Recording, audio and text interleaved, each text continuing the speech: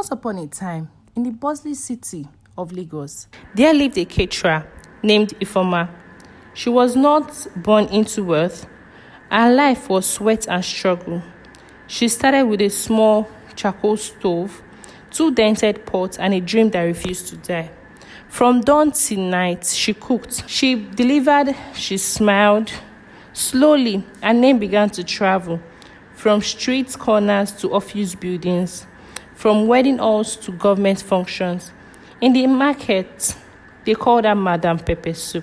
But behind the laughter was a woman who had tasted hunger and vowed never to taste it again. Then came a phone call that would change everything. It was Amara, her cousin from the village. 23-year-old. Her voice was shaking over the phone. She had lost her parents years ago, lived here and there, until people she stayed with finally threw her out. Sister, Ufoma, I beg, I know where I want to go again. Help me. Without a second thought, Ufoma sent her transport fare. When Amara arrived, Ufoma embraced her as if she was her own sister. Food to eat, clothes to wear. She told herself, family is family. Even if you have little, you share it. If only she knew the shadow she was inviting in. Amara was a quick learner. She followed Ifoma to the market, memorized her supplier's name, learned every spice and recipe. She watched how Ifoma spoke to customers, how she handled her big order. Soon, she was no longer watching. She was now cooking, delivering, and smiling at her customer, as if they were her own. People liked her energy, and Ifoma was so proud. She told friends, Amara will be my right hand for this business. What Ifoma didn't know was that while she was teaching Amara to build, Amara was secretly learning how to replace her. The first red flag came quietly. Amara began to dress differently, brighter clothes, heavier makeup. Even on days she was just delivering just food. She started saving customers' number on her own phone. Sometimes petty cash was missing, but Amara would laugh it off. If Ifeoma's heart was soft, she ignored the whispers in her spirit, telling herself she was just being paranoid. But in the quiet corners of her home, a seed of betrayal was already growing. One afternoon, Ifeoma came home very early.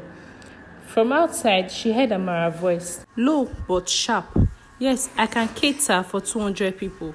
No, you don't need to call my auntie. I will do it myself.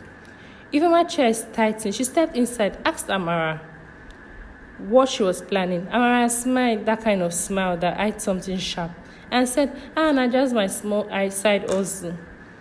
Weeks later, Ifeoma walked through a busy street and froze. There, across the road, was a new catering shop. Same packaging, same recipe, same cloth. And on the signboard, the name Amara Kitchen. Like dry season fire, the betrayal spread. Customers who had once called Ifeoma were now calling Amara. Suppliers began to give Amara better prices. The worst cut came when one of our oldest clients said, Amara food na it sure pass. Rent became very hard for her to pay. She had to let go of her 2 workers. At night, Ifeoma would lie awake, wondering how the same hands she had taught to cook were now feeding her own downfall. One day, she walked into Amara's shop to speak her mind. But instead of shame, Amara laughed. Now, sabi business they survive. You be old woman until go rest. Customers laughed too. And in that moment, Ifeoma realized some battles you don't need to fight with words. You let time fight for you. 4 months passed. Then one morning, news spread like wildfire. Health people don't close Amara's shop. Several customers had fallen sick after eating her food.